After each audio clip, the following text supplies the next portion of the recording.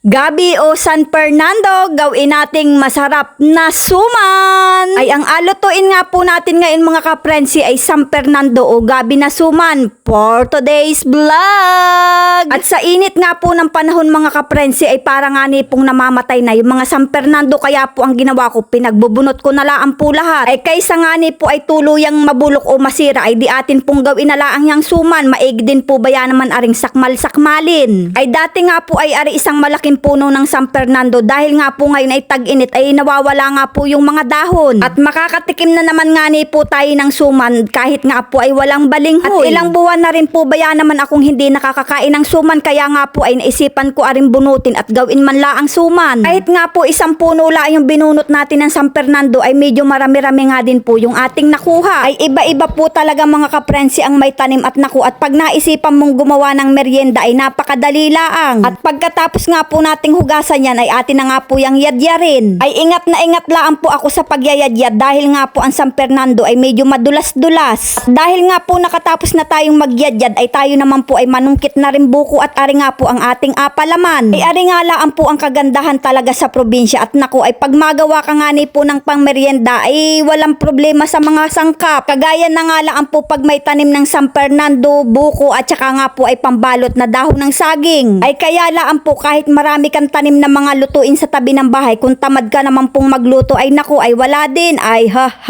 At nagtunaw nga po muna tayo ng asukal para nga po ay tamisan natin yung ating kinayod na buko. Ari nga po yung agawin nating palaman sa ating agawing suman. At halu-haluin nga laan po natin yan hanggang siya nga ni po ay magbagkat na parang bukayo. At pag ganyan na nga po ang kanyang itsura ay pwede na nga po nating ahunin yan. Sa paggawa nga po ng sumang gabi ay kailangan nga po natin dyan ng asukal, kaunting vanilla at saka po ay kalahating kilong glutinous rice. Ay kailangan nga po nating lagyan niya ng glutinous rice dahil nga po yan ay hindi mabubuo pagka hindi po natin nilagyan ng ganito. Para nga po hindi siya masyadong dry ay nilagyan nga po natin yan ng tubig ng buko. At pag ganyan na nga po ang kanyang itsura ay pwede na nga po nating ibalot yan sa dahon ng saging. Ayan, ang sarap nga po na rin mga kaprensi pag naluto dahil nga po ari ay may palamang bukhayo. Dini nga po ang tawag dini sa amin talaga ay San Fernando, kaya po pag kayo manghihingi ng ganari wag nyong sabihin gabi, at naku ang abigay po sa inyo ay yung panglaing na gabi. Ay dini po talaga sa probinsya ng Quezon ay wala po talaga kaming ibang salita, kundi minsan po talaga ay malalalim ang salita naming Tagalog. Story time nga ni po mga kaprensi, at nung unang salta ko nga ni po ng Maynila ay pinabili ako ng kapatid ko ng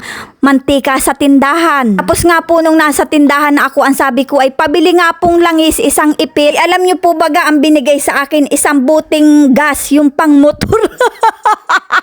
Ay sos mga kaprensi, ang tawag nga po din ng langis sa amin ay yung inapang luto po baga, yung inapang gisa. Ay alam niyo po baga, para nga ni po ako hindi magmukhang tanga, ay di kinuha ko din po yung gas.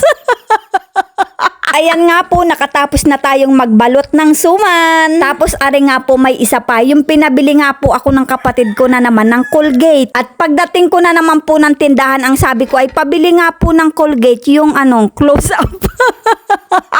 Ay talaga naman pong mga kaprensi ay ibang-iba po talaga ang nakasanayan natin sa probinsya pagka tayo ay pumunta ng Maynila. At kaiistorya nga po natin mga kaprensi ay ayan, nakaluto na nga po tayo ng suman na gabi o San Fernando.